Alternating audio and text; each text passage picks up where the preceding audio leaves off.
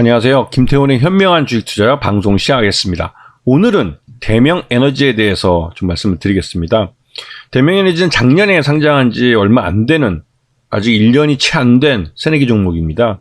신재생 에너지 쪽에 특화되어 있는 기술을 갖고 있고, 이 태양광 발전소나 풍력 발전소, 또 이런 신재생 에너지 발전소를 이용해서 전력 계통의 스마트 그리드를 구현하는 회사죠.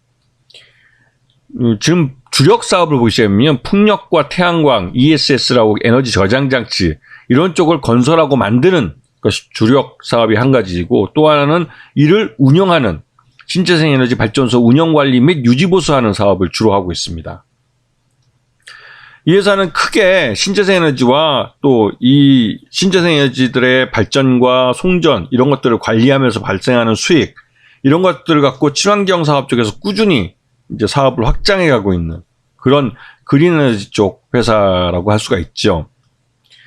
작년에 처음 상장을 할 때 한 6개월씩 이렇게 보유회수 해준 종목들이 많습니다. 근데 지금은 이 보유회수 종목들이 대부분 다 많이 풀렸죠. 최대 주주를 제외하고는 대부분이 다 시장에서 풀린 상태입니다. 우리 사주도 1년 예탁했으니까 아직은 1년이 안 됐기 때문에 우리 사주 물량이 좀 남긴 했지만 그 전체 지분의 0.07%밖에 안 되기 때문에 미미한 수준이죠. 작년 실적을 놓게 보게 되면 매출 외형도 줄고 영업이익도 줄었는데요. 신규 상장한 종목들 중에서 자세히, 그러니까 여러 번 반복해서 나타난 현상이기도 한데, 상장하는 시점에서 기업 가치를 최대한 끌어올려서 그 끌어올린 기업 가치를 갖고 주가를 이제 공모가를 평가받아서 그렇게 시장에서 자금을 끌어들이는 공모주를 이제 공모를 해서 자금을 시장에서 빨아들이는 그런 일을 하는데요. 이 공모할 때 기업 가치가 가장 그 당시에 할 수 있는 노력을 다해서 최대한 끌어올립니다. 그렇게 해서 그렇게 올라간 기업 가치를 갖고 IPO를 하죠. 그렇게 해서 공모자금을 끌어들이면 실제로 그 다음에 공모해서 상장한 다음에는 좀 주가가, 그러니까 실적이 나빠지는 경우가 많아요. 왜냐면 피로감도 있고 그 전해연도에 무리해서 수주를 하거나 어떻게 밀어내기 했던 것들을 또 일부 문제가 있어 반풀 맞기도 하고 하면서 이런 매출 외형이나 이런 것들이 줄어들기도 하죠. 그래서 이 IPO 한 다음 해 최소한 6개월 후부터 주가를 제대로 된 주가라고 말을 합니다. 이런 보유회수 되거나 이런 종목도 있고 해서 전체적인 유통 물량도 정확하지 않고 하기 때문에. 하여튼 이 대명에너지도 비슷한 현상을 나타냈어요. 그런데 이 대명에너지는 상장한 이후에 최대주 지분이 75%나 된다는 사실입니다. 실제로 유통 가능한 지분이 얼마 안 된다는 소리죠. 이 말은 이 주가를 끌어올리려고 하는 쪽에서 생각할 때 품절주를 쉽게 만들 수 있다는 겁니다. 호재성 재료만 있으면 언제든지 이거는 나머지 물량을 시장에서 매집해버려가지고 주가를 날려버릴 수가 있죠. 근데 최근에 이 대명에너지가 시장에서 관심을 받고 되는 건 바로 VPP 가상발전소. 이게 이제 인공지능을 갖고 이 전력망 속에서 이 전력망에서 생산한 전기를 사용하고 싶어하는 소비자들에게 시간이나 때와 장소를 잘 구분을 해서 뉴스 업계에 가장 완벽하게, 가장 효율적으로 분배해주는 그런 역할을 하는 걸 가상발전소라고 하죠.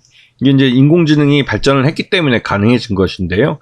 그리고 어느 정도 이 에너지의 중앙 집권화에서 이게 지방 분권화가 이루어지면서 이런 가상발전소의 역할이 굉장히 중요해졌어요. 왜냐면 예전에는 대규모 발전소에서만 전력을 생산했지만 이 신재생 에너지인 태양광 사업이 발전하면 개별 가정, 또 사업소, 또 조그만 작은 회사들이 모두 태양광 발전을 통해서 전기를 생산할 수 있는 발전소가 됩니다. 근데 이런 것들 중에 자기가 쓰고 남은 전기들이 있어요. 그거를 ESS에 저장해 놨다가 태양이 없는 저녁 시간에 사용한다든가 그렇게 하면서 자체적으로 소비하면 다행이지만, 그래도 이 생산에서는 이 태양광으로 발전한 전기의 잉여가 발생합니다. 그럴 경우에는 그 잉여된 전력을 이 가상발전소에 팔아가서 가정발전소에서 그런 전력이 필요한 곳에다가 전기를 보내주죠. 이런 역할을 이제 가상발전소가 하는데 이 가상발전소에 대해서 이 대명에너지는 일찍부터 연구팀을 꾸려서 연구를 하고 이런 시장 진출하기 위한 준비를 해왔어요. 그래서 가상발전소에 대한 얘기가 나오면 이 대명에너지에 대해서도 시장에서 관심이 많아지죠. 이 대명에너지는 작년 실적 기준으로 봤을 때 31,000원 정도가 적정 주가로 평가됩니다. 그래서 지금 작년 하반기 때 이제 12월 달에 주가가 또 급락한 측면이 있는데 이거는 원달러 환율이 급하게 올라가면서 나타난 일시적인 현상이고 이후에 다시 원화가 약세가 나타나면서 전반적으로 그러니까 주가의 방향성이 이제 바뀐 그런 양상을 나타내고 있습니다. 그리고 실적도 여전히 뭐 괜찮은 상황이고요. 다만 윤석열 정부에서 신재생에너지의 투자를 굉장히 좀 소극적으로 하고 있습니다. 왜냐면 이거는 지난 정부인 문재인 정부 때 신재생에너지에 대한 투자를 많이 했었고 여기에 대해서 지금 현재 윤석열 정부의 검찰이 수사를 한다고 나서고 있기 때문에 공무원 조직이 위축이 돼서 이 신재생에너지에 대한 투자를 정부가 나서서 하지 못하고 있어요. 그러다 보니 당연히 일반 기업들도 신재생에너지에 대한 사업을 머뭇거리고 있습니다.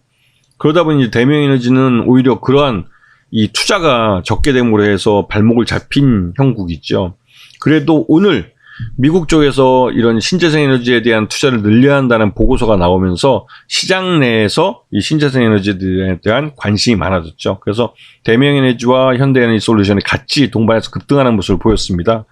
그리고 이 2차전지가 오르면 2차전지와 연결되어 있는 ESS 저장장치, 에너지 저장장치라는 것과 연결돼서도 이 신재생에너지의 이런 대명에너지와 현대에너지솔루션은 같이 관심을 받는 종목입니다. 이거는 아예 공식처럼 외워두시는 게 좋아요.